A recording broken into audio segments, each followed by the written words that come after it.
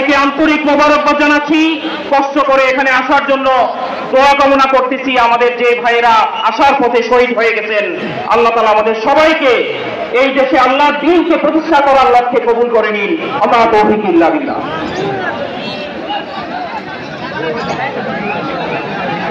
পদ্মা মেঘনা যমুনা বিধৌত সুজলা সুফলা আমার এই বাংলাদেশের 54 নদী গলাটুকু হত্যা করছে ভারত।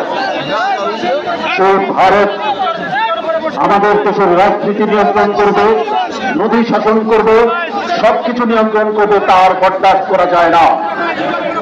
ইসলামী আন্দোলন বাংলাদেশের আজকের এই মহাসমাবেশে এ পর্যায়ে বক্তব্য রাখছেন হিন্দু মহাজোটের সংগ্রামী মহাসচিব জনাব অ্যাডভোকেট গোবিন্দ চন্দ্র প্রামাণিক।